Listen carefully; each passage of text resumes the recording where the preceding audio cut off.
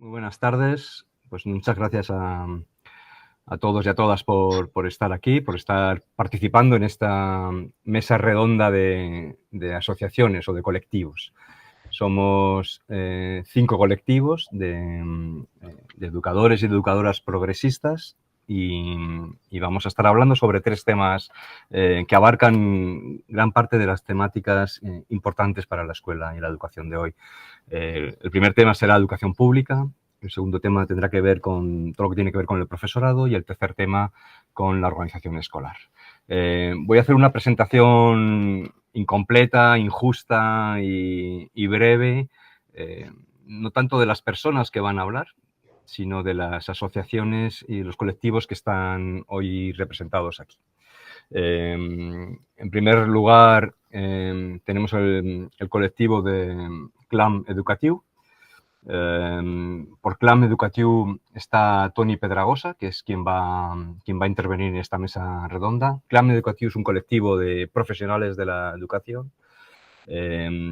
Ellos se presentan como una voz crítica e importante, creo, constructiva, y una voz que nace, si no me equivoco, Toni, al albur de las protestas, las manifestaciones, las huelgas convocadas en Cataluña en el año 21-22, fundamentalmente por los sindicatos, un momento de alta tensión, ¿no? en Cataluña.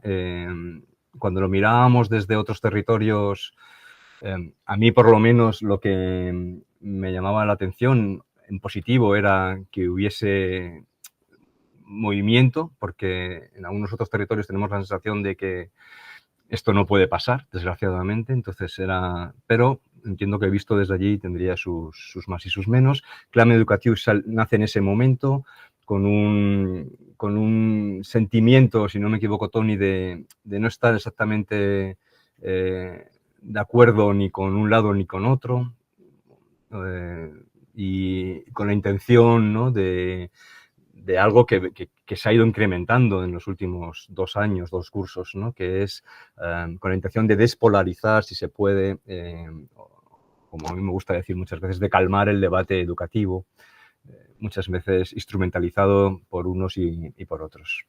Hay un elemento que es común a todos los colectivos, pero que Clam Educatiu lo dice desde el principio, que es la creencia en la educación como un elemento clave hacia una sociedad más justa y sostenible. Esto recorre transversalmente los 5 colectivos que están aquí hoy reunidos, y Clam Educatiu tiene un posicionamiento muy claro hacia una mejora, ¿no? Hablan de calidad de la educación, la equidad educativa y una lucha fuerte que creo que hay que tomárselo muy en serio en contra de la segregación escolar y a favor, como decían, de la equidad educativa. El segundo colectivo que está con nosotros hoy aquí es la Red de Educadoras y Educadores para una Ciudadanía Global.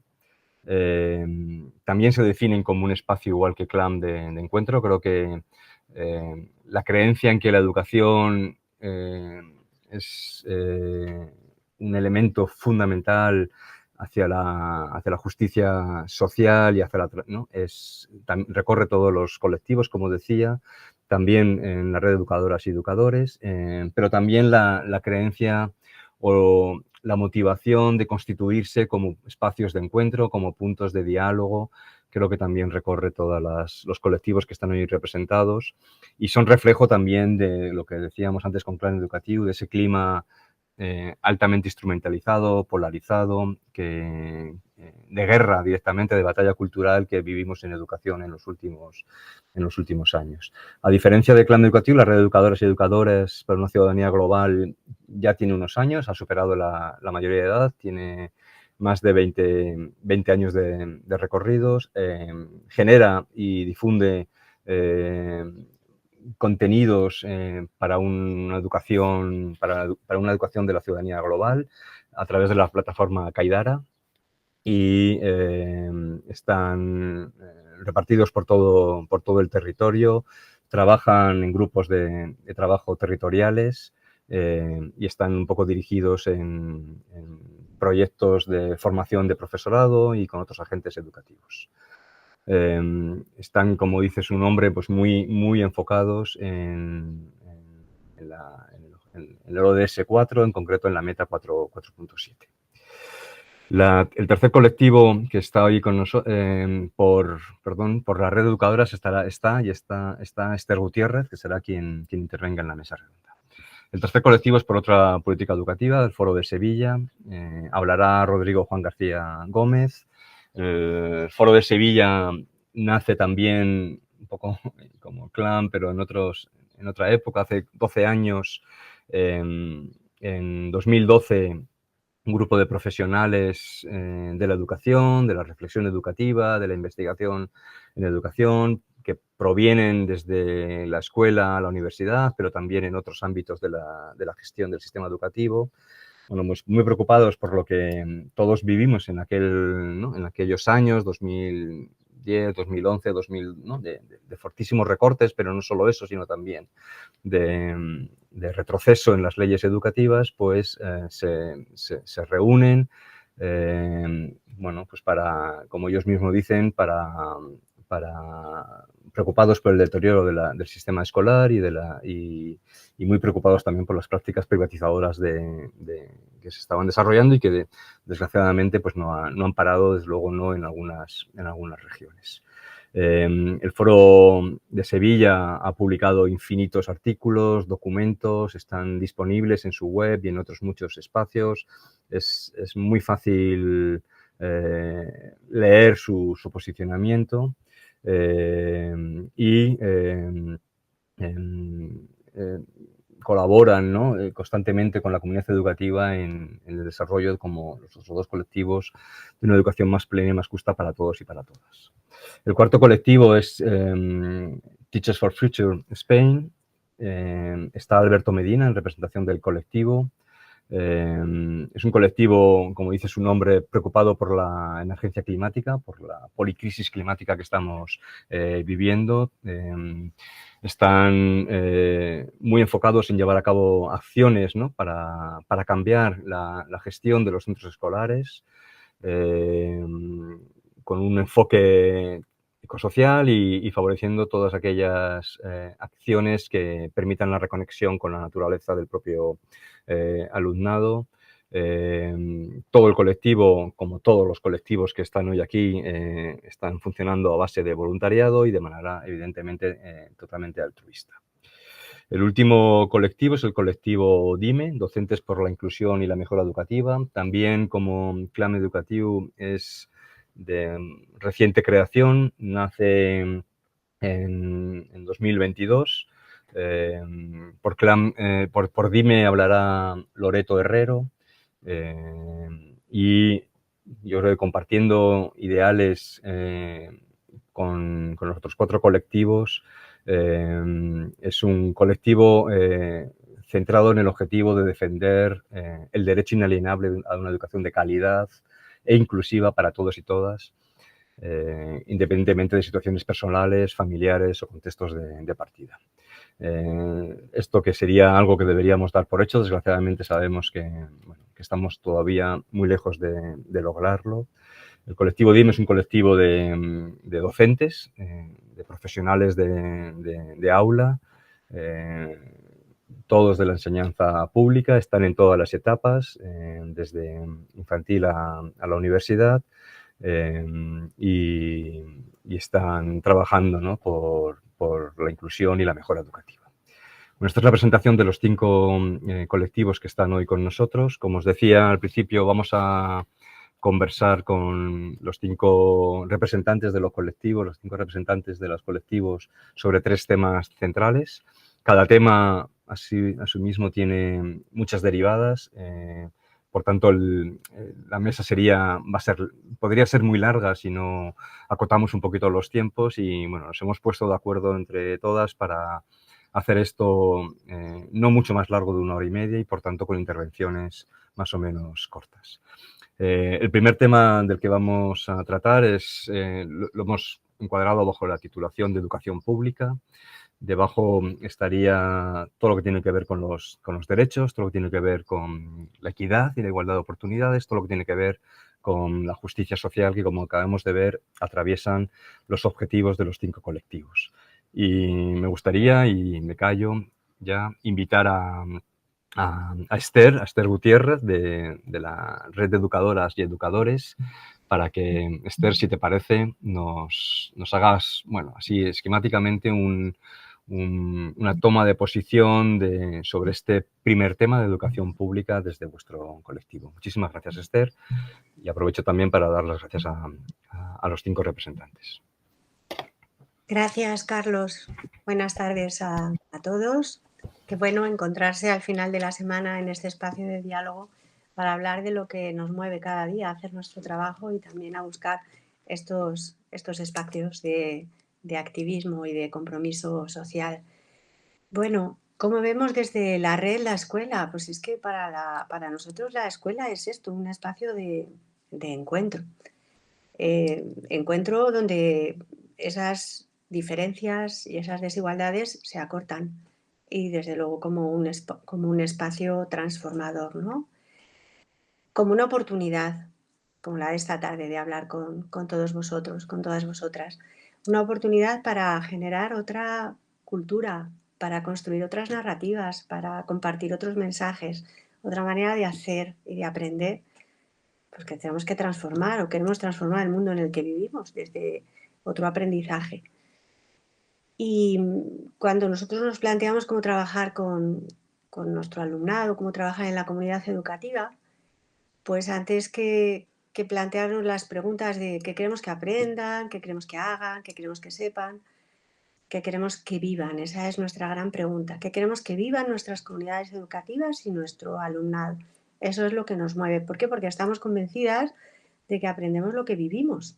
Entonces, si en la escuela estamos viviendo desde la igualdad de oportunidades, estamos viviendo desde la justicia social, desde los derechos humanos, como base para el diálogo y para el entendimiento, pues estamos construyendo sociedades más justas. Hace unos años, en 2021, participamos en la elaboración de un documento que se llama Centros Educativos Transformadores, rasgos y propuestas para avanzar. Esto del Centro Educativo Transformador no es algo especial, sino que es que la escuela es esto. Y repartimos los rasgos como en 3 bloques. El primero era sobre cultura de centro, otro sobre metodologías y claves pedagógicas y uno tercero sobre la organización de centro. Y fijaos, el primero de los rasgos dentro de cultura de centro, pues lo llamamos así, justicia global y derechos humanos.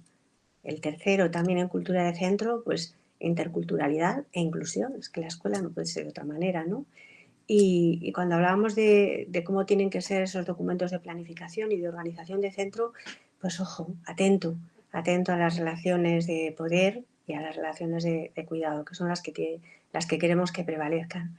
Así es que queremos que vivan y que queremos vivir desde nuestras escuelas para que nuestra sociedad se acerque más al logro de los derechos humanos y de esa justicia social.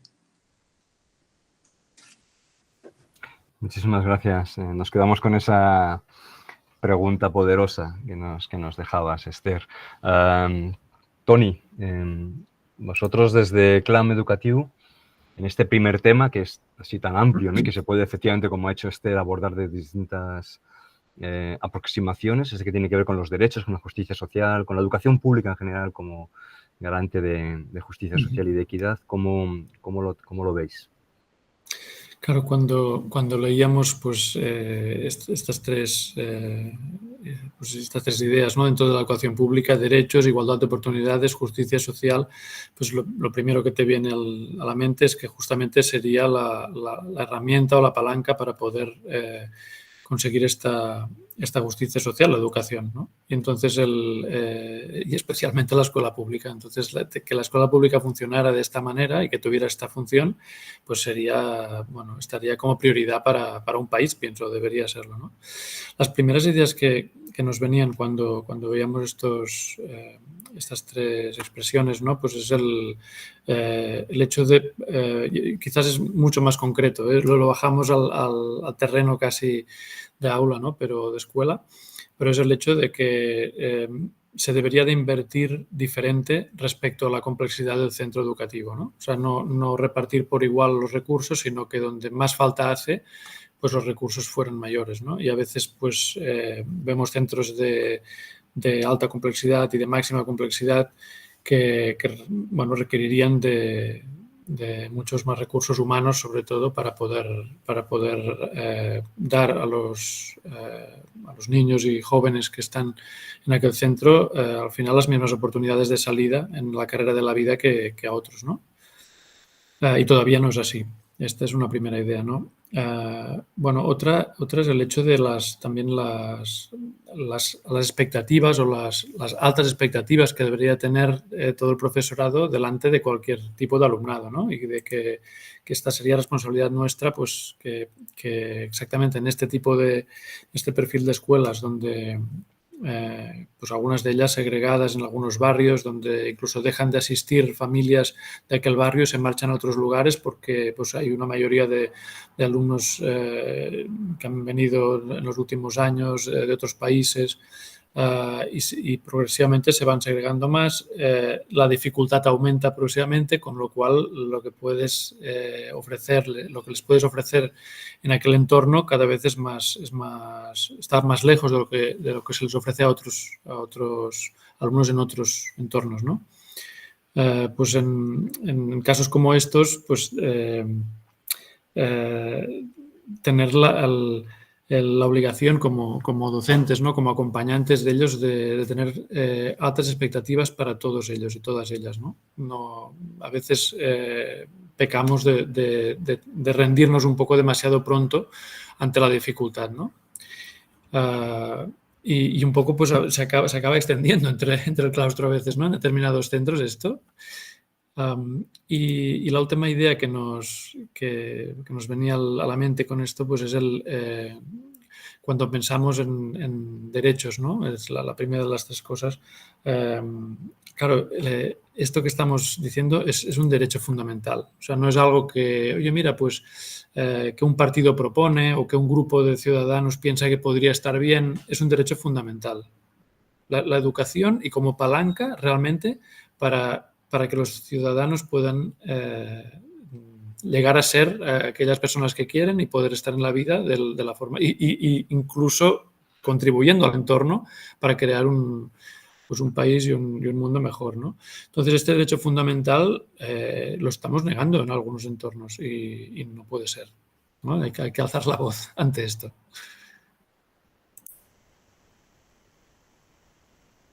Muchas gracias, Toni. Muchas gracias por vuestra reflexión.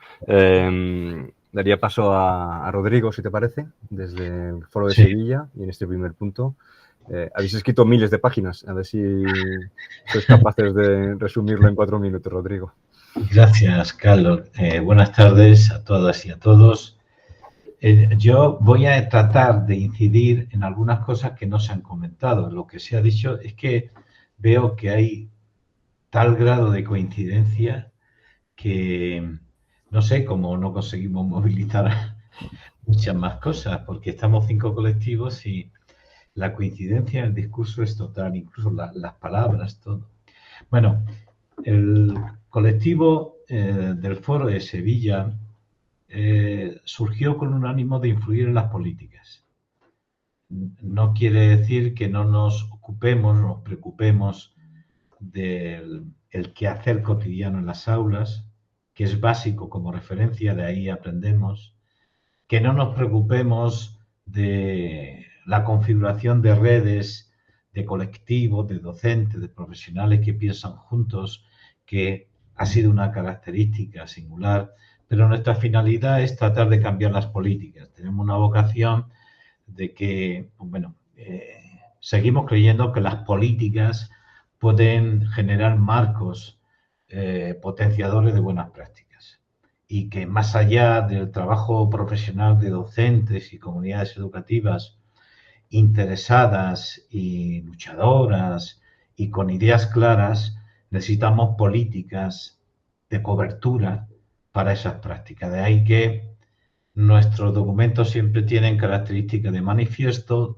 procura contactar con la administración de una manera incómoda muchas veces, pero bueno, de algunas veces hemos conseguido tener cierto espacio, no en la concreción de las políticas, sino en las críticas de las políticas, en criticar algunas de las políticas que se llevan a efecto. Y últimamente estamos trabajando en un documento, digamos, para actualizar nuestra concepción de educación, de políticas educativas, siempre centrado en un fin que para nosotros es sustancial, que es la potenciación de la escuela pública. Podemos entender ese discurso hoy muy actual de diálogo, de colaboración público-privado, pero nuestra experiencia es que esa colaboración se concreta en que lo público financia y lo privado se beneficia.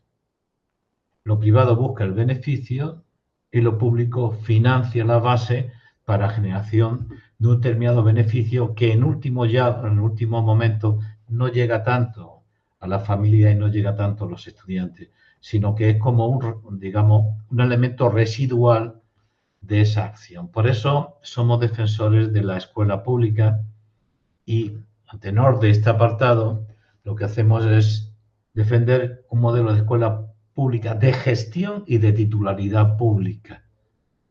Por eso somos, indistintamente de las buenas prácticas que haya en algunos centros concertados, cooperativos, etcétera, creemos que la escuela pública necesita ese apoyo por parte de colectivos que hacen escuela, construyen escuela y que piensan sobre escuela. De ahí nuestra defensa. Y estamos hablando de defensa de una escuela de gestión y de titularidad pública estrechamente vinculada con el territorio. Pero no como un recurso didáctico, sino como un convencimiento de servicio, de ruptura de paredes y muros con ese entorno, con una vocación de cambio de esa realidad concreta en sintonía con otras realidades, digamos, globales, de otros lugares, espacios, etcétera, en confluencia, pero que el territorio, la cultura y el currículo no lo marca el territorio, con una vocación de transformación. O sea, la escuela debe tener no solamente un compromiso de transformación, debe de aprender de la transformación que diariamente lleva a cabo, cotidianamente, por lo que aborda, por el contenido que aborda, por con quienes lo aborda y porque considera que la educación no es tarea de la escuela solo, sino que es tarea acompañada de otros agentes culturales, sociales, que sin solución de continuidad conforma una red de distrito, de barrio, en el que el proyecto educativo ya no es de la escuela, sino del distrito, del barrio, y cada agente polariza o lidera algún aspecto esencial de la formación de los jóvenes. Bueno, esto sería muy largo y prolijo, pero para que, digamos, señala algún elemento que queremos insistir. Pero queremos insistir en este tema, además, sin, digamos, o sea, de una manera orgullosa, sin una timidez falsa, sin sentirnos minoría, porque consideramos que el discurso actual precisamente lo que trata es de denostar esta manera de entender la educación y de hacer la educación, para argumentando que ha fracasado en estos propósitos y en los nuevos propósitos que se le quiere encomendar, se justifica una escuela mucho más, digamos, cercana a un pensamiento neoliberal, un pensamiento de éxito individual y un pensamiento, si queréis, incluso neoliberal, incluso a veces hasta fascista, ¿no? Con ese discurso que a la escuela pública se le ha planteado siempre cuando defiende los derechos humanos, que es adoctrinadora por defender los derechos humanos. Por tanto, es un discurso que pretende no ser un discurso tímido, timorato, sino luchador, y creemos que una de las funciones básicas es de desmontar cotidianamente con nuestros escritos, con nuestras prácticas, digamos, ese discurso. Por otra parte, creemos que estamos en un momento de acción, no de discurso solo. O sea, creemos que es más importante, dada la reflexión que venimos acumulando sobre todo movimientos progresistas, de actuar. A ver si muchas veces analizar tras analizar nos lleva a la paralización. O sea, no queremos un análisis experto que continuamente recrea y hace revoluciones de papel, sino creemos un análisis experto porque hemos hecho cosas. Y sobre eso que hemos hecho, volvemos a reflexionar, ¿no? En fin, eso significa que, por lo tanto, reivindicamos los elementos más radicales de esa escuela pública, de servicio público, y al mismo tiempo establecemos o planteamos un modelo de estructura escolar, de edificio escolar, donde las relaciones cara a cara vehicule esa relación entre docente y estudiante. Creemos en comunidades escolares en las que cada sujeto se siente que importa en esa realidad, que ocupa su lugar, y si un día no asiste a clase, a todos se sienten que le habrá pasado, qué preocupación. O sea, ocupamos el pensamiento de los demás. En ese tipo de relación, en confluencia con el entorno y en red con el resto de agentes sociales, con una gestión pública y una vocación de servicio público muy implicado en el territorio, y para promover el cambio de una realidad que consideramos en la mayoría de las situaciones muy injusta, eso es lo que entiende este colectivo sobre la escuela pública y la promoción de esa escuela pública, siendo beligerante con el discurso actual de deterioro de esa escuela pública. Porque hay algo que también lo he oído a Carlos muchas veces: estamos convencidos que la historia de la escuela pública es una historia de éxito. Muchas gracias, Rodrigo. Vamos a seguir. Ya, un poco para el funcionamiento aquí de nosotros. Fijaros en mi pantallita, levantaré la mano cuando nos pasemos mucho del tiempo y así, sin hacer mucho ruido, lo podemos ir controlando. Vamos con Alberto, si te parece, Alberto. Alberto de Teachers for Future Spain, y tienes el tiempo para esta primera posicionamiento sobre educación pública, escuela pública, como insistía Rodrigo, que no estaba en las temáticas, pero claro, es un poco de lo que hablamos todas. Gracias, muy bien, muchas gracias por invitarnos al colectivo de Teachers for Future, que todavía no hemos hablado de la importancia que tiene el clima, sobre todo ahora con el tema del cambio climático, de la contaminación y de la importancia, por ejemplo, de una educación alternativa, porque para nosotros, desde el colectivo de Teachers for Future, pensamos que la educación pública no se debe limitar únicamente a la transmisión de conocimientos académicos, sino que se debe de concebir como un espacio para fomentar la conciencia ambiental, la equidad social y también la participación ciudadana. La educación pública debe enseñar a las futuras generaciones la interdependencia que existe entre los seres humanos y el medio ambiente, así como los desafíos ambientales que vamos a tener ahora en el siglo XXI. Los desafíos ambientales y sociales que nos vamos a enfrentar, como por ejemplo el cambio climático, la pérdida de biodiversidad y la desigualdad económica. En este sentido, la educación pública no solo debe buscar preparar al estudiantado para el éxito académico y profesional, sino también para que sean ciudadanos responsables y comprometidos con la construcción de un mundo más justo y sostenible. Muchas gracias. Muchas gracias, Alberto. Bueno, no ha hecho falta decir nada, has introducido una variable que efectivamente, bueno, creo que los 5 o los 4 hasta ahora habéis ido introduciendo variables ligeramente distintas, estando todos y todas en, como decía Rodrigo, compartiendo creo que hasta las palabras. Y muy interesante. Vamos contigo, Loreto. Eres la quinta, representas al colectivo Dime y tienes la palabra. Pues ser la última en esta tanda, bueno, me permite decir que efectivamente compartimos principios, compartimos palabras y por tanto compartimos ideas. Cuando nosotros yo creo que fuimos uno de los que planteamos algunos de los temas que se han unido en este eje. Cuando pensamos en la educación pública y en la igualdad de oportunidades, para nosotros es fundamental, como para todos vosotros, porque pensamos que es un derecho humano y es un derecho político, la igualdad de oportunidades, y por tanto trabajar en ese sentido. Claro, yo parto de la base de que todo lo que habéis dicho, los 4 colectivos, estamos ahí representados también nosotros. Por tanto, vamos a introducir quizá algo un poco distinto. ¿Qué es lo que hace que ahora mismo la escuela pública no pueda garantizar en algunos casos esa igualdad de oportunidades? Pues vamos a introducir algunos problemas. Uno básico que ha mencionado Toni, que me parece fundamental, es la segregación.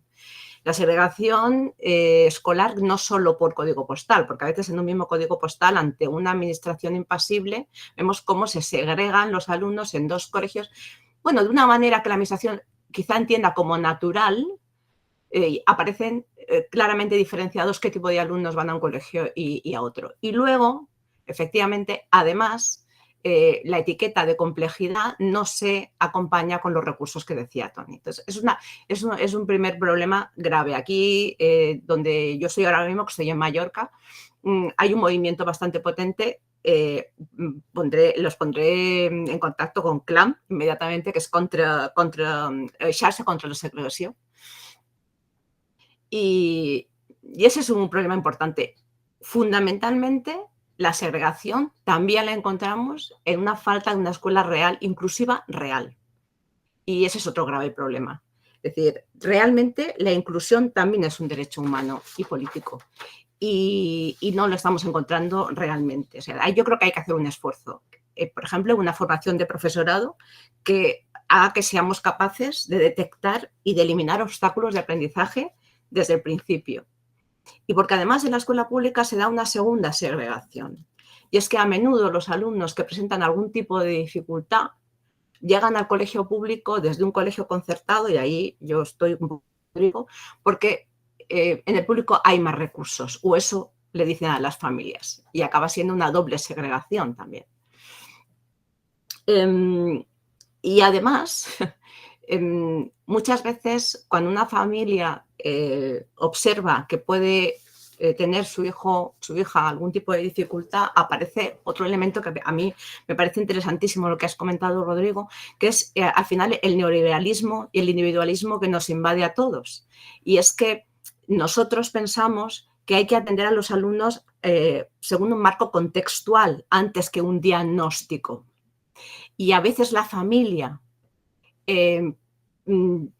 llevado por eso, requiere, necesita un diagnóstico, porque así garantiza que su hijo o su hija va a ser atendido, ¿no? Y ese es otro problema que yo creo que también es interesante. Bien, la educación, la escuela pública como garante de igualdad de oportunidades, porque es un derecho humano. El compromiso de los profesores y de la comunidad de aprendizaje para movilizar todo eso. Y yo, una vez más, bueno, estoy de acuerdo con todos, la intervención de Esther me ha parecido fantástica como base, y Rodrigo también, cuando has hablado de acción. Y acción es, pues eso, desde el aula, realmente movilizar eso.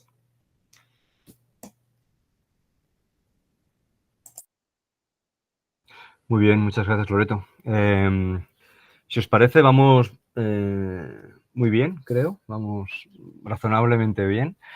Y entonces, si alguien tiene algún efecto escalera, es decir, que ahora se ha acordado o le apetece sobre este primer tema todavía, si os apetece alguno añadir algún matiz que no hayáis dicho, o que os hayáis callado un poco por las prisas de hacerlo rápido, o que de una compañera os surge ahora esa es la ventaja que ha tenido Loreto al hacerlo lo último. Sí, Rodrigo. Tienes el micrófono apagado, Rodrigo. Solamente añadir una cuestión. Como creemos en la acción, y no solamente, aunque es fundamental la acción docente, sin ella, o la acción de enseñanza, pero hablamos de la acción política, estamos hablando que solamente conseguiremos que esta idea de escuela pública tenga sentido, acogida y en algún momento sea reivindicada por la ciudadanía si la construcción de esta idea, de las políticas, de nuestros documentos de reflexión, se hace con el público. O sea, somos de una insistencia siempre que elaboramos algún documento, buscamos que ese documento siempre sea lo más participado posible. Todo el mundo tiene derecho a la palabra y hay que dar oportunidad para que la palabra surja. Por eso, insistir que creemos una escuela pública, en la defensa de esa escuela pública, pero la palabra ahora no tiene mucho éxito, con pedagogía, o sea, con la gente, haciendo que genere una complicidad con esa idea. Nada más, perdonar. Muchas gracias, Rodrigo. ¿Alguien quiere añadir algo? O pasamos al segundo tema, que los vamos a ir encadenando, porque en realidad, bueno, como todas bien sabéis, está todo tan unido que es muy difícil separar. De hecho, ya han salido algunos temas que tienen que ver con profesorado, que sería el segundo bloque. Y si queréis empezamos ya directamente. Toni, ¿te parecería bien empezar a ti con vuestra mirada desde Clam Educatiu sobre profesorado? Pues adelante.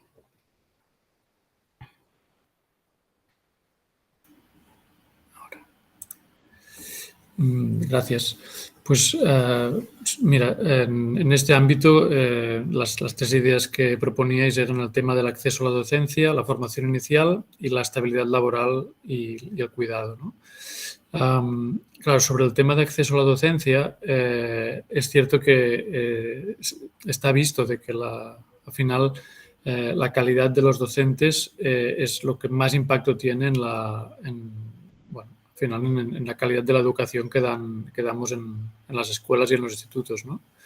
Entonces, claro, el acceso a la docencia ahora mismo es muy fácil. Es muy fácil y no hay ningún tipo de filtro en el que podamos pensar que en un futuro los mejores profesionales del país pueden ser los docentes y las docentes que estén en las aulas, ¿no? Y es cierto que ha empezado a ver bueno, al menos en Cataluña y creo que también se ha extendido a varias comunidades autónomas más también, la prueba de aptitud para entrar al grado de primaria, ¿no? De infantil y de primaria. Y bueno, solo explicar la anécdota de que las universidades privadas han dejado de aplicarla en Cataluña, ¿no? Para no perder matrícula, como que este filtro implicaría tener pues menos gente, pues se saltan esta normativa, ¿no? Entonces, bueno, en el caso de secundaria, por ejemplo, para el máster de profesorado, pues también nos encontramos de que cualquier persona con un grado, con una licenciatura, puede hacer incluso un máster online, apuntarse a listas y ir a un centro directamente, ¿no? Es decir, que el filtro de las personas que luego formaremos los claustros pues no existe prácticamente. Entonces, una primera idea sería de que podamos caminar hacia sí buscar la manera de que ya los más competentes que es competencia para como educador, o sea, no como persona que sabe mucho de su materia, porque esto al final no aporta habilidades para la vida a los alumnos, ¿no? Pues estas competencias se pudieran de alguna forma tener en cuenta antes, ¿no? Y luego, obviamente, en la formación inicial, pues más de lo mismo. O sea, ¿cómo es esta formación inicial, ¿no? ¿Qué nos permite a los docentes y a los docentes, a los maestros y maestras, que nos permite tener como herramientas, como habilidades cuando vamos a enfrentarnos a ese reto? ¿Realmente nos están aportando estas formaciones iniciales lo necesario? Pues creemos que todavía no, que quizás está caminando hacia ello, pero nos damos cuenta de que hay una falta importante. Hay una falta importante de parte práctica, en secundaria es especialmente, ¿no? O sea, de que al final la preparación de las personas sobre todo vendrá por esta experiencia sobre el terreno, ¿no? Entonces es lo que puedes aprender. Y luego también que lo que es todavía en la parte teórica de la formación docente aún se explica de la manera tradicional como se había explicado. Es decir, tú explicas que debes hacer pues trabajo cooperativo, pero lo hace sin hacer trabajo cooperativo, con un PowerPoint y tira que te vas. Esto no puede pasar en la universidad, ¿no? No debería. Entonces, que pongo un ejemplo puntual, no quiero decir que todo el mundo sea así, pero que aún esté pasando, implica que cuando se llega al aula quizás aún faltan estas competencias, ¿no? Todo y así os diré, yo de los últimos años, yo estoy en centro, y de los últimos años los docentes y docentes nuevos que han venido nos enseñan muchas cosas también. O sea, que tampoco quiero decir que vengan peores preparados que nosotros. Quizás vienen mejor, pero aún no es suficiente, ¿no? Cuando te explican un poquito cómo han llegado a tener pues el máster o lo que hayan estudiado.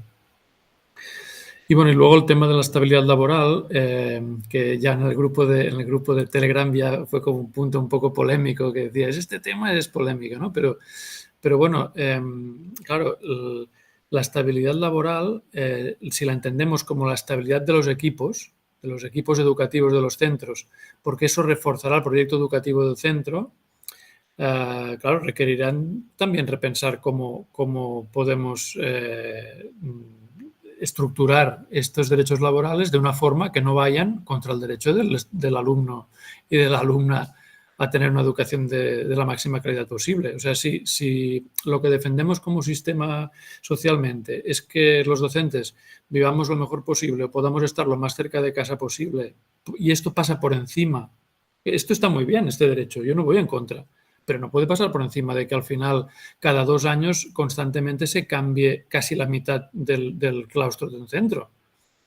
Porque entonces es muy difícil tener proyectos educativos potentes y que realmente podamos trabajar colaborativamente para poder tirar este proyecto y transformarlo lo mejor posible, ¿no? Entonces, bueno, este tema, pues obviamente te genera controversia pues porque, bueno, la administración tiene miedo de los sindicatos, no tienen la valentía de aplicar algunas normas pues que favorezcan esta estabilidad, y incluso ahora pues que ha habido un número importante de docentes que han bueno, en pro de la estabilidad, pues han hecho se han hecho funcionarios de una forma más rápida, y ha habido una entrada de funcionarios para estabilizarlos. Aún así, la forma de poder ellos luego acceder a un centro, lo que va a provocar es más movimiento todavía y estabilidad de algunas personas en la función docente, pero no en los centros. Muchas gracias, Tony. Bueno, aquí tema interesante. Métodos variables para que yo no quiero intervenir, pero métodos variables que tienen que ver con natalidad, ¿no? Para que no lo perdamos de vista, yo creo que en lo que queda de tarde, que creo que también afecta al tema profesorado, y también lo que estamos ya viendo, que ya se sabía porque estaba pasando en todo el mundo, aquí no probablemente por nuestra estructura laboral, pero que es que empezamos a tener problemas para encontrar profesores en algunas, yo creo que en muchas materias, pero de luego en algunas específicamente. No lo perdamos de vista porque no es una tendencia pasajera, viene de lejos en muchos sitios, y creo que también es otra variable a tener en cuenta si podéis. Alberto, si te parece, ¿cuál es vuestra postura desde Teach for Future? Pues, por ejemplo, el tema de la formación inicial, que es algo vital y que muchas veces en la universidad no se da la formación que es realmente la docencia que se imparte en los institutos, porque muchas veces hablo desde mi experiencia en la Universidad de Málaga, que cuando vienen, por ejemplo, alumnos que están haciendo el máster de profesorado en la Universidad de Málaga, le enseñan cosas que realmente no tienen nada que ver con el día a día que tiene en un instituto. Por ejemplo, el tema del tratamiento de la diversidad. Piensan que disponemos de recursos infinitos para tratar la diversidad, mientras que es todo lo contrario. Hay que hacer encaje de bolillos con el tema de los PT y el resto de los recursos. Y porque en las universidades tampoco se habla del tema de la formación medioambiental que van a tener el futuro profesorado de educación.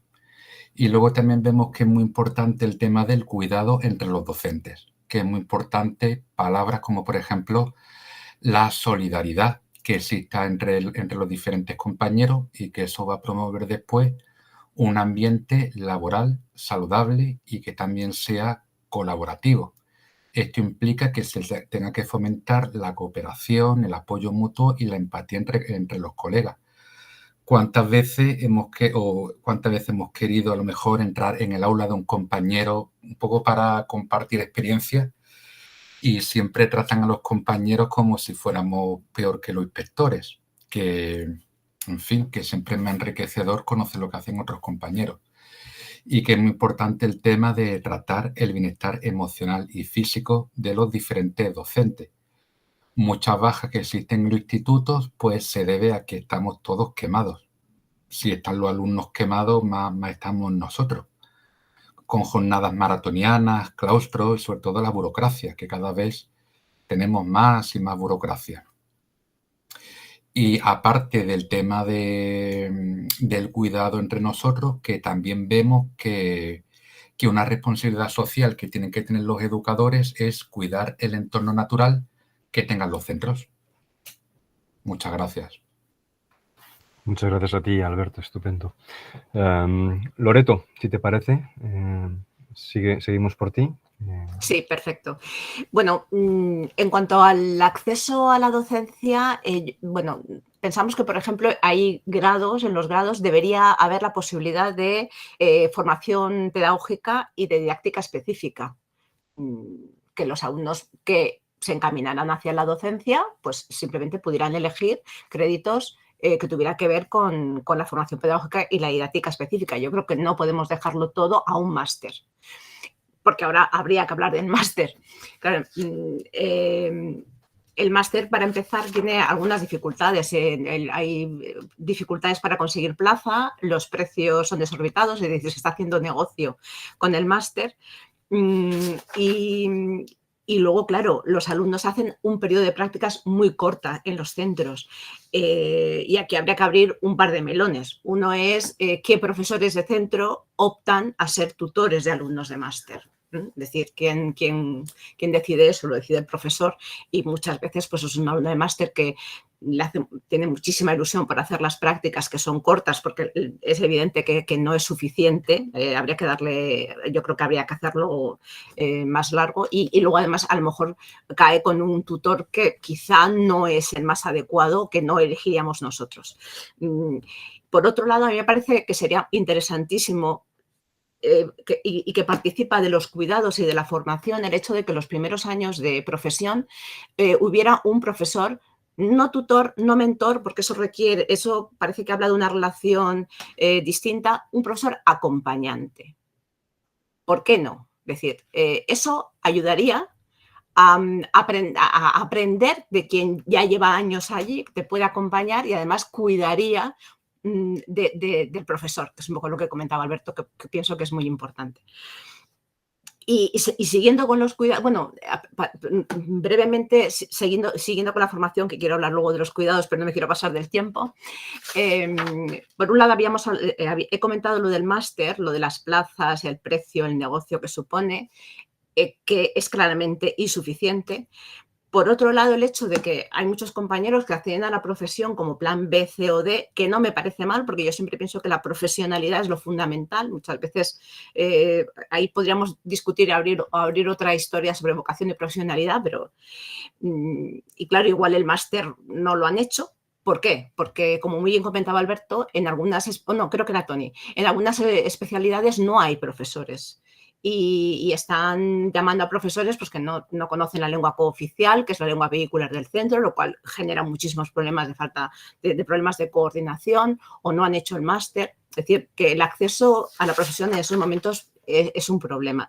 Y creo que básicamente la clave es formación pedagógica, por un lado, en el grado, rehacer el máster, pero bueno, esto son muchos años los que yo creo que todos los que llevo en la profesión que se habla de eso, y el acompañamiento en los primeros años, eso está clarísimo. Y luego, cuando hablamos de cuidado, yo creo que bueno, tiene mucho que ver con la organización y con el derecho de los alumnos, pero por ejemplo, un punto clave es la codocencia, que también decía Alberto. La codocencia está relacionado con cómo entendemos el centro, cómo atendemos a los alumnos y cómo aprendemos los unos de los otros. Eso es fundamental. Claro, eso tiene que ver con los recursos, una vez más, ¿no?, de la administración. Yo siempre a los alumnos de máster que llegan al centro, el speech que les hago siempre es el mismo. Es una profesión fantástica, maravillosa, en la que también se puede sufrir mucho. Es una profesión desafiante en la que el vínculo que establecemos con los alumnos, un vínculo que siempre parte del respeto, el respeto intelectual también para los alumnos, el vínculo es lo fundamental. Y eso es lo que hace que nuestra profesión, que eso funcione, que el vínculo hace que funcione lo que pasa ahí dentro. ¿Qué pasa? Que no siempre y no todos los profesores somos capaces a veces de establecer ese vínculo o de tener una gestión, un trato en el aula, pero por incapacidad o porque tenemos una mala racha o porque hay un problema en casa, y en ese caso siempre, yo pienso que en el centro tiene que haber un profesor acompañante. Hay que acompañar al profesor que en algún momento lo está pasando mal en un grupo, es decir, a veces es como, ¿cómo decirlo? Los alumnos son fantásticos. Yo siempre lo digo, es que trabajamos en el mejor de los mundos. Los adolescentes nos enseñan muchísimas cosas, pero es un trabajo muy desafiante y hay que tener mucha energía. Cuando un profesor en un momento determinado tiene algún problema, hay que estar acompañándonos. Y por eso la codocencia por un lado y la figura del acompañante como algo natural, creo que es fundamental en los cuidados. Y eso es fácil. Y eso yo creo que en los centros cada vez más estamos pendientes del compañero y la compañera que dices, uy, no está del todo bien, venga, porque todos estamos ahí. Y bueno, no me quiero extender, que me quiero pasar. No me quiero pasar. Bueno, muchas gracias, Loreto. Es que este tema ya estoy viendo que nos toca mucho más de lleno. Está estupendo. Rodrigo.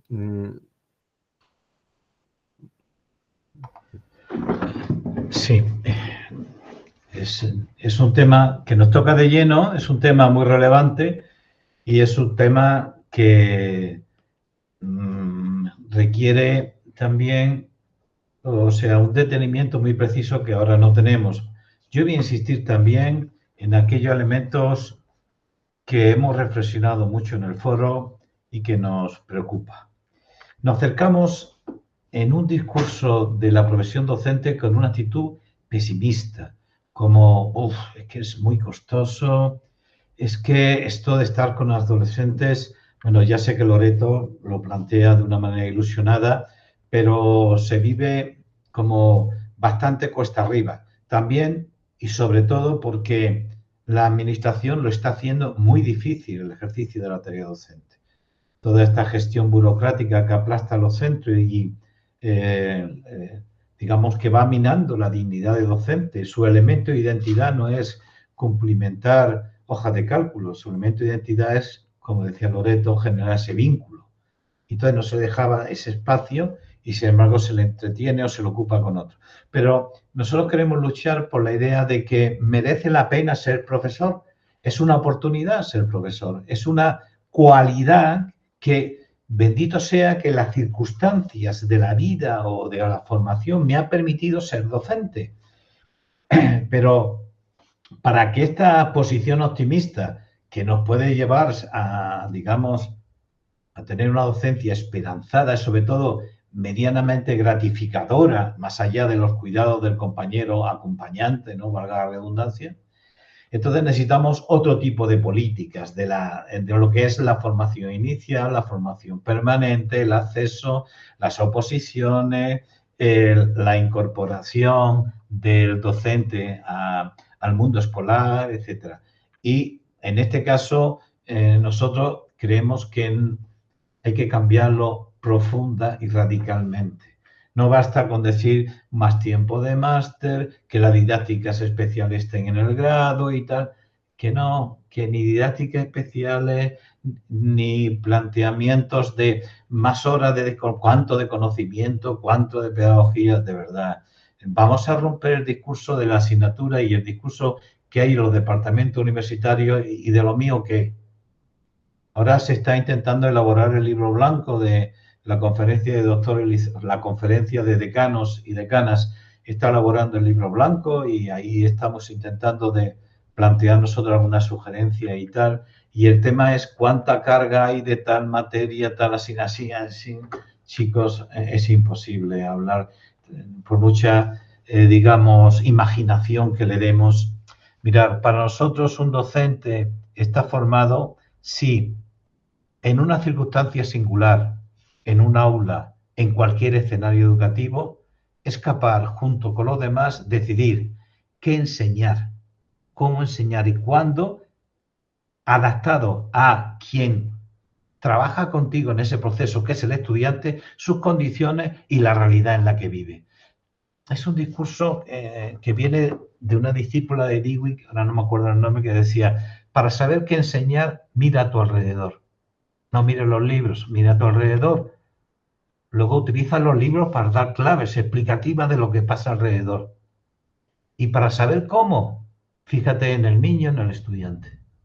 Esas son las dos claves. Un docente no puede aprender a ser docente mirando los libros para sacar conocimiento, sino mirando la realidad y buscando en los libros, en el diálogo colectivo, en la indagación con los demás, elementos que le permita decidir colectivamente qué enseñar en este momento o qué es aquello que genera desarrollo en este estudiante, en estas condiciones, en estas políticas educativas, en esta institución escolar y en esta tradición cultural determinada.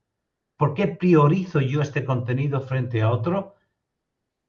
Si no es en razón a unas condiciones que están conformando un modelo de persona que no es una persona, digamos, que genere desarrollo ni personal ni colectivo, es una persona, como antes decía, al servicio de una serie de criterios arbitrarios que se presupone que son necesarios como competencia para ser una persona empleable dentro de 20 años, que nadie sabe lo que va a haber como profesión dentro de 20 años. Un docente no podemos pedirle que sea líder en este tipo de formación si él no aprende de esta manera.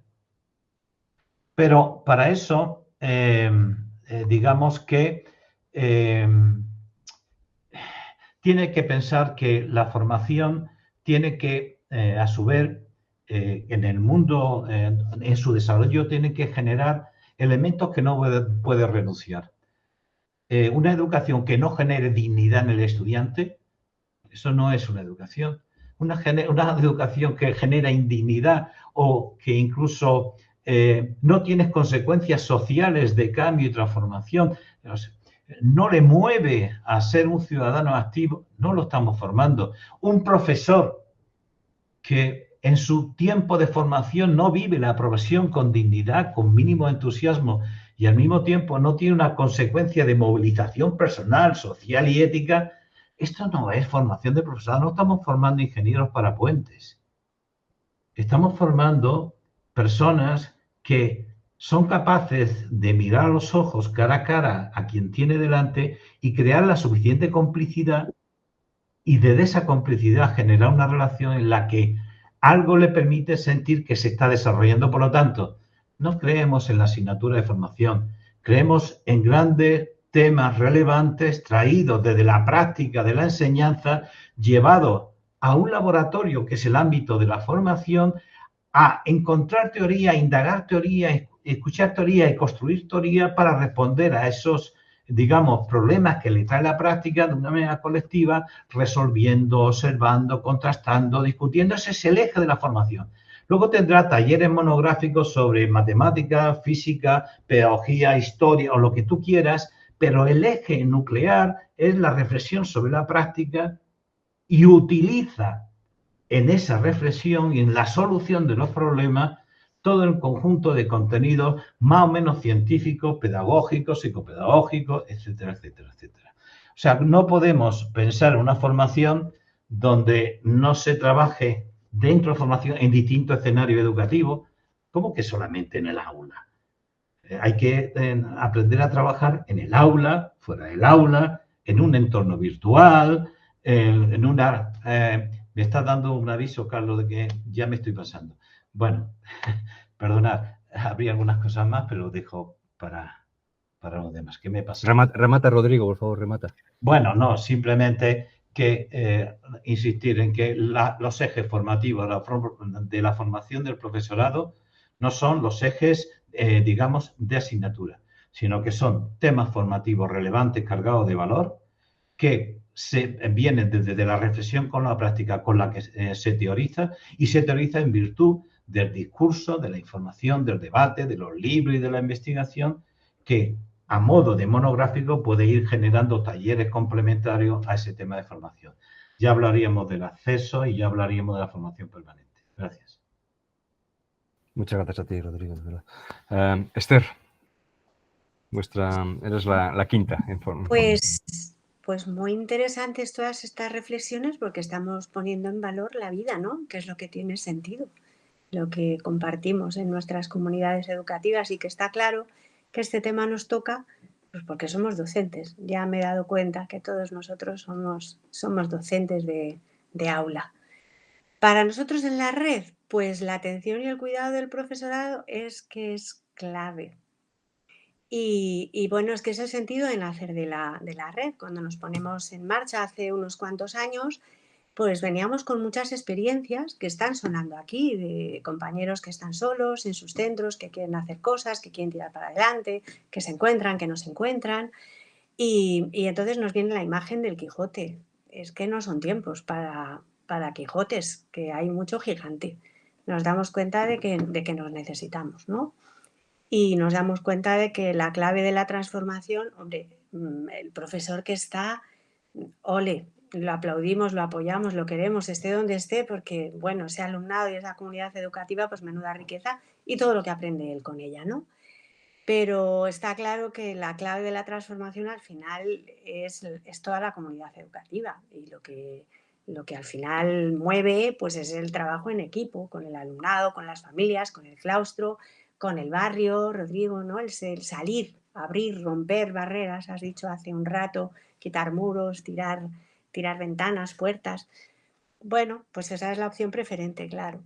Esto se vive y se aprende en la escuela, así que en la escuela de adultos, que puede ser esa formación inicial del profesorado, también se vive y se aprende. Esa formación inicial y esos espacios y tiempos de formación a lo largo de la vida del profesorado, pues es importante tener estas experiencias y vivir de esta manera el aprendizaje. Y ese es el origen de nuestro encuentro como red, ¿no? Hablamos también del cuidado y entonces en la red pues procuramos que vivir el cuidado y cuidarnos. Entonces, los procesos de autoformación, pues en estos últimos tiempos hemos venido teniendo en el centro esta temática, la ética del cuidado, el autocuidado, el cuidado del otro, pero el autocuidado también, el cuidado de nuestro entorno como valor esencial. Y porque entendemos que la formación del profesorado es fundamental, tanto la inicial como la de toda la vida, y nuestro propio proceso de autoformación, pues ahí andamos con las propuestas educativas que vamos proponiendo. La vida en el centro del centro, a partir de la lectura del Principito, Cuidémonos, que tiene una clave más medioambiental, y estos dos últimos cursos pues venimos trabajando en un grupo de trabajo, valga la redundancia, que se llama Cuidados e Inclusión, ¿no? Que, como comenzaba al principio, la red está un poco dispersa por todo el territorio español, que no perdida, esto es importante, y entonces estos procesos de trabajo pues nos ayudan también a anudar nuestras relaciones humanas, y eso también nos da una perspectiva de la diversidad de centros, de etapas educativas, y aprendemos, nos enriquecemos de estas diversas experiencias, aprendemos también a cuidar desde lo distinto. Algunos de los puntos que habéis estado tocando sobre las dificultades de esa formación inicial, muy conceptual, pues los trabajamos con vistas a una publicación también que se llamó la situación de la educación transformadora para la ciudadanía global en el sistema educativo español. Y bueno, hay pistas para encontrar cauces de actuación, para írselos sugiriendo con cariño a nuestras administraciones para que el formato sea más cuidadoso e inclusivo también con todos nosotros, tanto para los centros educativos como para la formación inicial, como para la formación permanente del profesorado. Pero sí, está claro que este punto es la clave, porque al final somos las personas las que vamos a cambiar los espacios, las que vamos a cambiar el mundo. Y los profesores en nuestras comunidades educativas están formados por personas que a veces estamos un poco más cansadas, pero que estamos llenos de esperanza y de vida. La verdad que es una suerte compartir este espacio también, pues hoy con vosotros. Ser red, la llamada a no estar solos, para nosotros sería como la clave en todo este proceso. Gracias. A ti, gracias. Gracias, Esther. Ya ha salido la palabra esperanza varias veces. Todavía le quedan algunas apariciones en esta película. Vamos con el tercer tema. Antes he dicho que íbamos fenomenal, ahora no vamos tan bien, aunque yo estoy disfrutando mucho de escucharos. Pero vamos con el tercer... Como que ya soy bastante transgresor toda mi vida allá donde estoy, aunque ahora no nos das la opción, me gustaría... Sí, te la doy, te la has ganado ahora mismo con esta intervención. Ya reduciré de mis 4 minutos siguientes. te lo apunto.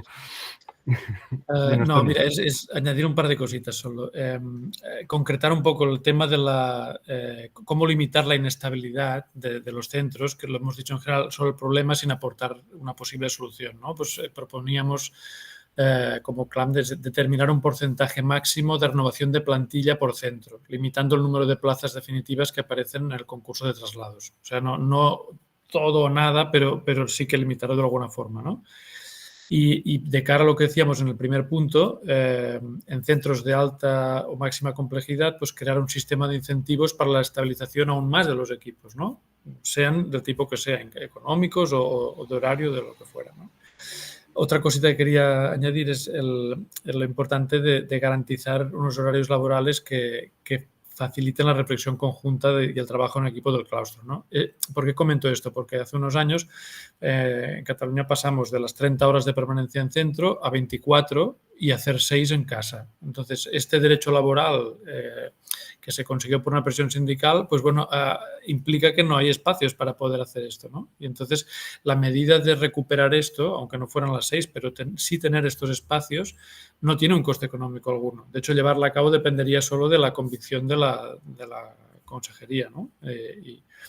Y luego, una cosa que, bueno, supongo que no sé si ha salido un poco de soslayo, pero que el sistema de oposiciones está muy obsoleto.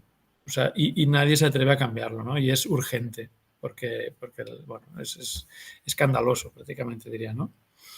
Y luego la última cosita era como una novedad que comentamos en Cataluña, lo que es la inducción a la docencia o el acompañamiento en este inicio de la profesión, entrando en clase, observando, dando feedback, reflexionando sobre la práctica en este primer año de docencia, ¿no? De manera que ya es un momento para ver si el docente tiene las competencias, si no las tiene, si yo como docente veo que las tengo o no las tengo, porque me hacen un acompañamiento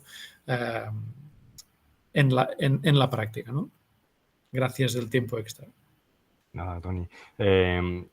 ¿Alguien más quiere añadir algo? Todos temas interesantísimos los que acaba de añadir Toni, concretos. Y si no, nos vamos al tema de organización, que también podemos colarlo por ahí, si queréis. Nos vamos al tercer tema. Vale. Pues pasemos al tercer tema. Yo he pensado que fueras tú, Alberto, quien abriera el tercer tema. El tercer tema, os recuerdo, era organización escolar. Vale.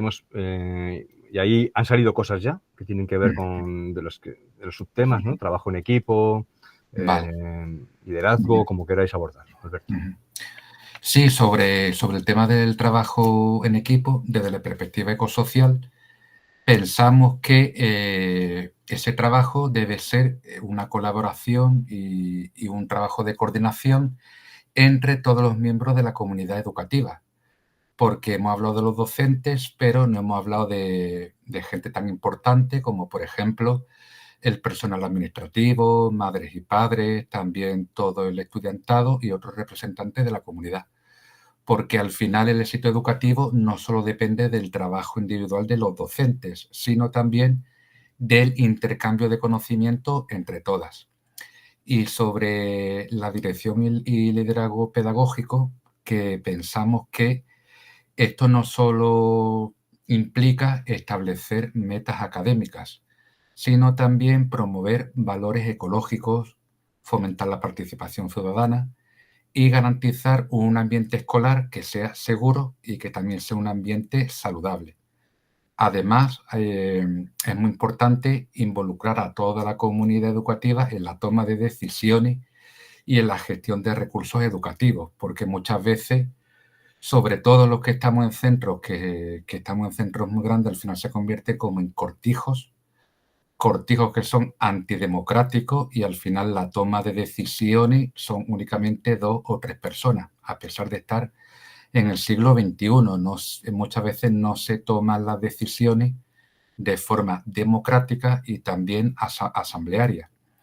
Hay que promover prácticas educativas que fomenten la conciencia ambiental, la justicia social y la participación ciudadana. Muchas gracias. Muchas gracias a ti, Alberto. Loreto, ¿te parece continuar tú? Perfecto. Bueno, es otro tema enorme, pero rescato un par de cosas que yo creo que ya se han dicho. Por un lado, en cuanto a la organización, retomo la idea fuerza de Esther de red. Si tenemos que ser una red fuera de, en la organización escolar, tenemos que serlo también. Para nosotros una clave es la codocencia, ya lo he comentado antes, porque implica muchos elementos que ya hemos comentado, de atención a los alumnos, de cuidado de los profesores, de interdisciplinaridad. Habla el liderazgo distribuido, por supuesto, un poco, decía Alberto, al final se acaban tomando las decisiones entre dos. No. O sea, fundamental que sea un liderazgo distribuido, es imprescindible por muchos elementos, por el elemento democrático que tú decías, de tomar decisiones entre todos, porque entonces nos sentimos todos o la mayoría en ese camino y por tanto nos animamos a avanzar juntos. Y también porque 2 o 3 personas son incapaces de llevar un centro, es decir, por las dos cosas. Que ese liderazgo tiene que partir del análisis y de reflexión de la práctica y a partir de ahí autoevaluación. Y hablabas de burocracia en un momento determinado. Bueno, a mí no es una palabra que me guste demasiado, pero yo pienso que siempre se trata de analizar, evaluar y ver la necesidad y hacer aquello que es útil, porque si es útil, lo hacemos. La necesidad de coordinación, y aquí estoy totalmente de acuerdo con Tony, es decir, es necesario que nos encontremos, es necesario que nos coordinemos, es necesario que hablemos, que valoremos nuestra práctica como equipo docente y eso implica tener momentos.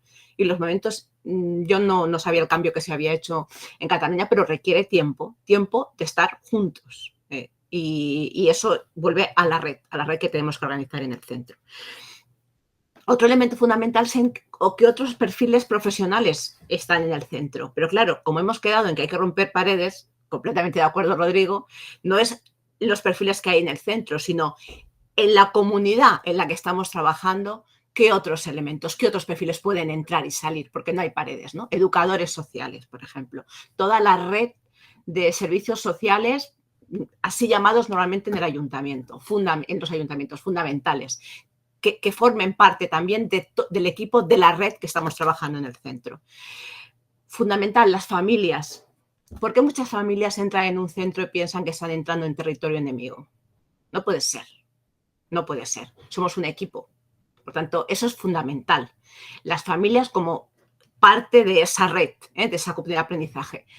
Los alumnos. ¿Podemos educar a alumnos? ¿Podemos educar a ciudadanos activos, participativos, comprometidos, si no les damos la palabra nunca? Es imposible. porque aprendemos lo que vivimos, ¿no? Entonces, los alumnos tienen que formar parte de esa toma de decisiones. ¿Por qué los alumnos no están nunca en las reuniones de los equipos docentes? ¿Por qué no pueden oír, escuchar y participar, por ejemplo? ¿Y cuándo les damos la palabra? ¿Tienen momentos de asamblea? ¿Participan no solo de actividades lúdicas del centro, sino participan de toma de decisiones del centro? Bueno, hay que organizar el centro para conseguir que esa red que todos formamos dentro y fuera del centro, con sus paredes, realmente participen de forma consciente y de forma útil, práctica, y que vean que efectivamente, es decir, la participación solo en fiestas, por ejemplo, de los alumnos, yo creo que no, porque al final estamos educando a ciudadanos comprometidos y participativos y activos, y lo estamos haciendo sin que puedan decidir nada en el lugar en el que están muchas horas. De momento creo que es el tiempo que tenía y... Muchas gracias, Loreto, está estupendo. Toni, ¿te parece que continúes tú con organización escolar, que tiene mucho que ver también con los puntos últimos que tú marcabas de profesorado? O sea, que yo creo que hay mucha continuidad. Ahora me he dado cuenta que no solo antes te pedí un tiempo extra, sino que ha tocado un punto que era del tercer bloque, o sea, que ahora será más rápido. Desarrolla. El tema de este tiempo, de trabajar conjuntamente, no solamente tener el tiempo, sino de qué manera, ¿no? O sea, algunas veces trabajamos de forma colaborativa los adultos en el centro de una forma casi opuesta a como les proponemos que trabajen colaborativamente a los chavales en clase, ¿no? Entonces, ostras, a ver, ¿aprendemos conjuntamente o no? La idea era esa. O sea, podemos aprender unos de otros, ¿no? Y entonces, pues ya lo decías muy bien antes, ¿no? El que me entre un compañero a observar mi clase, que podía ser de una riqueza bestial, ¿no? Teniendo claro, pues, que quiero que me vengas a observar, decírtelo, quiero que me observes y me des feedback de esto. Y el que va a observar también, oye, quiero aprender sobre esto. Sabiendo el objetivo de la clase, pues esto es de una potencia brutal, ¿no? Que hubiera una observación con un objetivo, con un foco por los dos lados, y que luego hubiera un tiempo para poder hablar, ¿no? Y bueno, pues ahí esto, pero ya las reuniones de equipos docentes, el poderlas modelar de manera que aprendiéramos cada vez a trabajar mejor colaborativamente y a cuidarnos más, ¿no? Como bien decíais antes. Y luego, por otro lado, en el tema del liderazgo, claro, sí que es verdad que casi es un clamor. Las direcciones de centro ahora mismo dicen lo que comentabas muy bien, creo que Rodrigo decías antes, era la burocracia a la que están sometidos es enorme. O sea, el tiempo para poder tratar las cuestiones realmente estratégicas relacionadas con el proyecto de centro, con el liderazgo pedagógico, pues casi no les queda tiempo, ¿no? Ya no quedan los bajos incentivos para querer liderar el centro, porque son muy bajos, ¿no? Pero sí que incluso aunque quisieran y tuvieran la capacidad de poder liderar correctamente, les falta este tiempo por esta burocracia enorme, ¿no? Y por otro lado, también tienen cierta baja autonomía como centro a veces para tomar las decisiones, ¿no? En temas de presupuesto o en temas de gestión de su propio equipo, ¿no? Y esto tampoco no ayuda, ¿no? Muchas gracias, Toni. Esther. Bueno, pues vamos concluyendo en la importancia de ese trabajo en equipo, que es la manera. Si hemos dicho que el profesorado es la clave, pues la manera es el trabajo en equipo. Pero qué bueno que veamos que en ese equipo están nuestras familias, está el barrio, están entidades sociales y por supuesto, están nuestros alumnos, nuestro alumnado, sus familias, el barrio, las redes que ya se mueven, ¿no? Creo que el ser red, pues a nosotras nos fortalece, porque es una experiencia que vivimos de cómo juntos somos capaces de llegar más lejos de lo que podríamos haber hecho individualmente. Entonces es muy fácil tener esa convicción y llevarla al día a día en el aula y en nuestra vida. Tenemos que afrontar retos y desafíos muy complejos y solos no podemos. como en la red, en la vida, pues cada uno aporta desde lo que mejor sabe, desde lo que tiene, y vamos pasando por momentos vitales distintos. Entonces, el estar juntos permite pues ese fluir y que las cosas pues se vayan pudiendo hacer a pesar de que transitamos por momentos personales, familiares y vitales diferentes. Y esta idea que nosotras vivimos dentro de la red, pues el que soñamos para nuestras escuelas. Cosas que podemos hacer, por ejemplo, hemos podido conectar nuestras escuelas a través de propuestas didácticas comunes y de proyectos. ¿Por qué esto nos parece fundamental? Porque volvemos al principio, que es como un mantra, es que aprendemos lo que estamos viviendo. Entonces, si nuestro alumnado vive esa experiencia de trabajar con otros alumnos, es consciente de que en otras escuelas, en otros centros, en otras partes del territorio de España, pero también de otros espacios, están haciendo proyectos y cosas realmente, actividades, propuestas didácticas, y están teniendo vivencias realmente transformadoras, pero yo creo que les estamos dando un poquito de esperanza y de herramientas para el futuro. Y que es el mejor regalo que podemos dejarles, ¿no? a este alumnado y a las familias, que no estamos solos, que somos parte de un movimiento esperanzador que ya es realidad. Aquí yo vuelvo, ¿no? a lo del Quijote. Sobre el liderazgo, pues pensamos mucho en el equipo directivo. Es verdad que dentro de la red hay personas que hemos tenido como esa experiencia dentro del equipo, de equipos directivos, haber pasado por esa experiencia, pues está muy bien a veces, porque, bueno, pues es un poco la puerta o la manera por la que una innovación, pero con un sentido transformador, pues puede llegar al centro. Pero otras veces no tanto, porque al final es el aula. Nosotros la llamamos al aula el metro cuadrado desde donde cambiamos la historia, desde donde cambiamos el mundo, y ahí tenemos que estar. Entonces, quizá también nosotros hacer el esfuerzo de pensar que el liderazgo educativo no solamente es compartido entre los docentes, sino que también con nuestro alumnado. Efectivamente, a participar se aprende participando, y estamos construyendo sociedades democráticas en la medida en la que todo aquello que hacemos es compartido, es consensuado, es dialogado. Muchas gracias, Esther. También por la brevedad en expresarlo. Rodrigo, terminas tú. Último tema, organización escolar, y tienes ahí tus minutos. Bien, voy a intentar ser muy breve. Vamos a ver. El término de la organización escolar tiene una tradición académica importante y un componente técnico casi unido, ¿no? Me da la sensación de que cuando pensamos en organizaciones escolares estamos pensando en órganos colegiados, órganos directivos, departamentos didácticos y tal. Y nuestra lógica es también romper con ese discurso, ¿no? Nuestra idea es centrarnos más en el discurso de Dewey de que es una democracia escolar que no se prepara para la democracia, sino que se vive en democracia.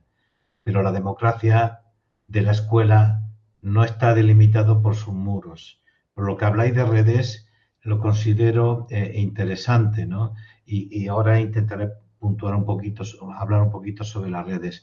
Pero básicamente una organización escolar que sigue manteniendo departamentos escolares, departamentos didácticos centrados en materias, centrados en asignaturas, con lucha de horarios. Lo que estamos hablando es de una cultura docente basada en estructura de poder. A ver quién tiene más tradición en su materia para conseguir determinados horarios y a partir de determinados horarios, determinada carga docente. Y si esas cosas no las abordamos como problemas, pues ahora hablamos del liderazgo pedagógico como un elemento sustancial que todo profesional tiene que incorporar en su práctica, y que el liderazgo no solamente distribuido, sino se distribuye en la creación de prácticas y decisión. Bien, pero tenemos que replantear las estructuras que nos hemos dado de una escuela decimonónica establecida por horarios, clases, aulas, materias, asignaturas, y podemos dulcificar esa organización diciendo que aumentemos la coordinación, pero todo ese tipo de estructuras son matadoras para hablar de una democracia de escuela, ¿entendida? Bien, igual que separar organizar la escuela y no organizar el entorno. Es decir, es que hay diferencia o debería haber esta diferencia que existe entre educación formal e informal. O sea, lo formal se organiza, lo informal es un poco como de aquella manera, pero si el sujeto es el mismo.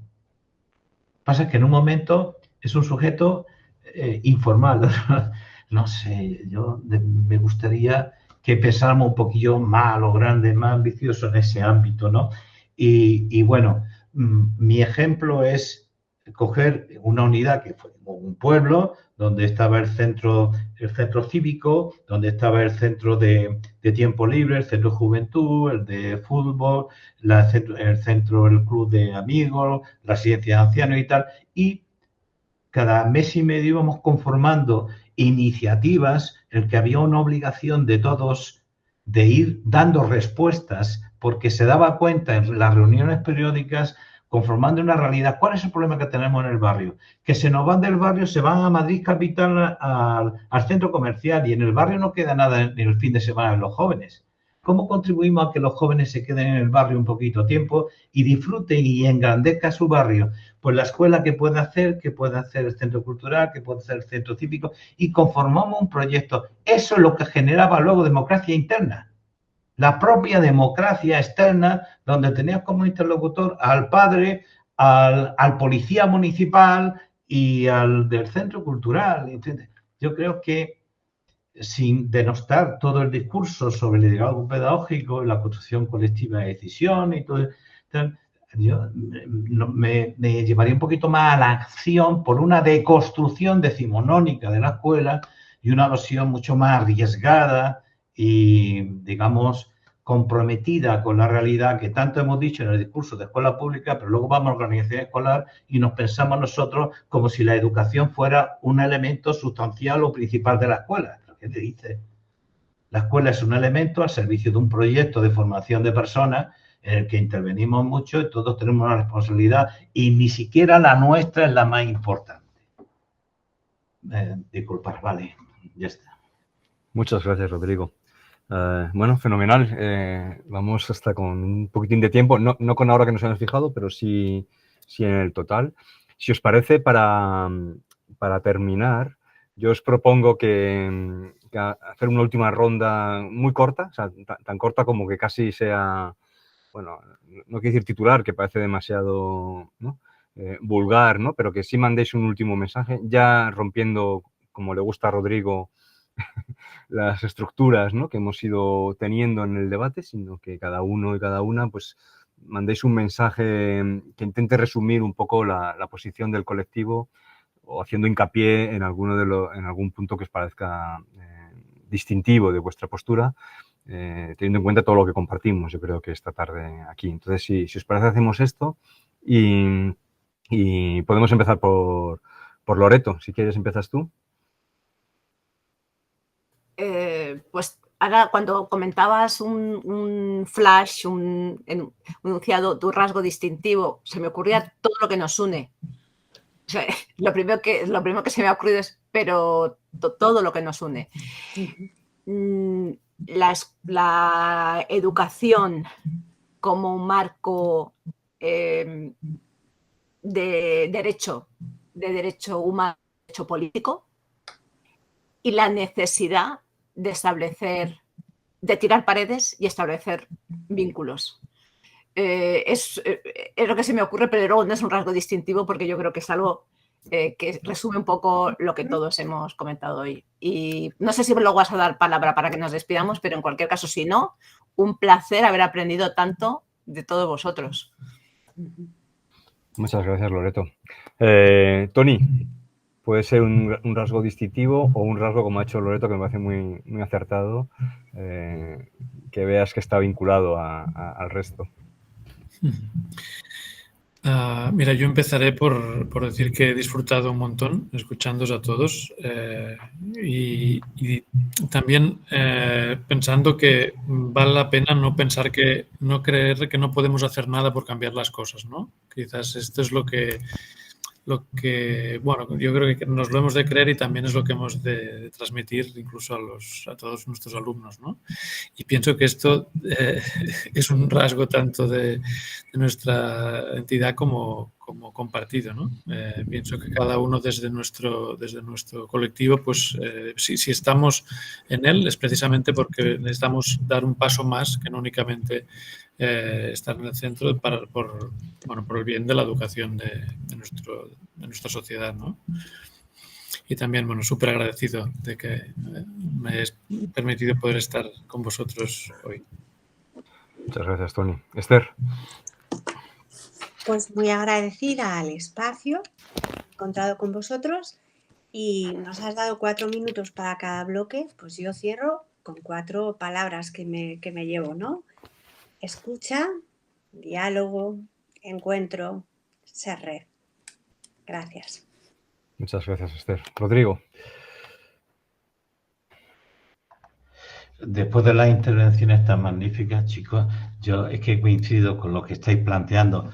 Solamente insistir en que yo creo que es momento que repensemos la escuela desde otros ejes, no desde los ejes más habituales, ¿no? Para eso tenemos experiencias de escuelas que hacen las cosas singularmente diferentes, ¿eh? Y repensar una escuela que lo que promocione no es la igualdad de oportunidades, es la igualdad de posibilidades. Es decir, que no en igualdad de oportunidades de acceso, sino que al final del proceso educativo, escolar, los chicos salgan con igualdad de posibilidades, no de oportunidades de acceso, que se supone, sino igualdad de posibilidades de futuro, porque la escuela promociona nuevas posibilidades, promociona esperanza e ilusiones. Y yo creo que para eso hay que insistir, hay que apostar de una manera decidida, sin ningún complejo, por la escuela pública. Muchas gracias, Rodrigo. Alberto. Sí. ¿Si te parece? Muchas gracias por la invitación y terminar con una frase que viene en nuestro manifiesto, que dice que la educación ambiental es uno de los pilares básicos, que la educación ambiental, uno de los pilares básicos es la paciencia, puesto que los cambios no se producen de manera inmediata, sino que en la mayoría de las ocasiones los resultados se visualizan a largo plazo. Muchas gracias. Muchas gracias, Alberto. Muchas gracias a los 5 y, bueno, muchas gracias a Toni, a Clam Educativo, muchas gracias a Esther, a la red de educadoras y educadores por la ciudadanía global, muchas gracias a Rodrigo, Foro de Sevilla, muchas gracias, Alberto, Teachers for Future Spain, y muchas gracias, Loreto, colectivo Dime. Es que yo que he tenido una posición de escucha, simplemente, ha sido un placer escucharos. Como decía Loreto, es verdad que hay muchísimas cosas que nos unen, es una alegría. La palabra esperanza, la palabra posibilidad, que decía ahora Rodrigo, la palabra oportunidades, la palabra red, tiempo, han estado, ¿no?, todo el rato, durante esta hora y media, por ahí circulando. La palabra cuidados, yo creo que es una palabra fundamental, desde el cuidado del mundo, pero que habitamos, hasta el cuidado de las compañeras. Bueno, yo creo que hay mucha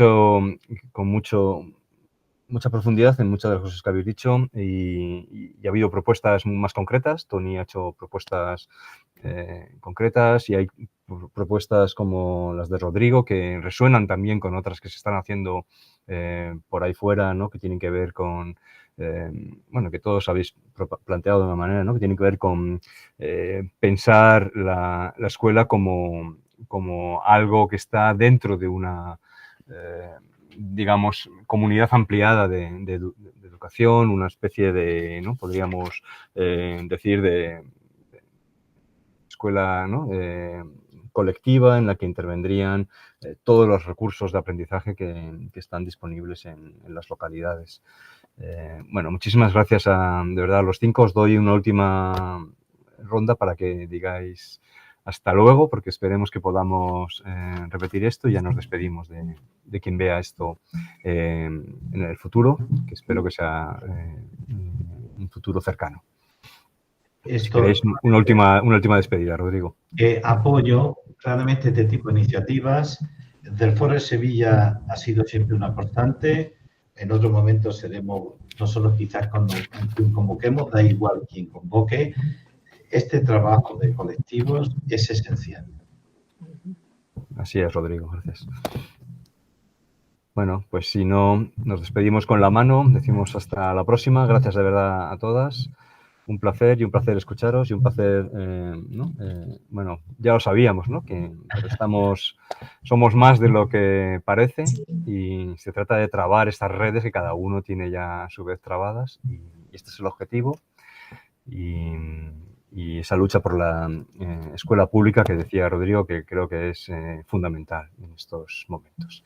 Un placer, que tengáis buena tarde, buen fin de semana, nos vemos pronto y hasta la próxima. Adiós, adiós. Hasta luego.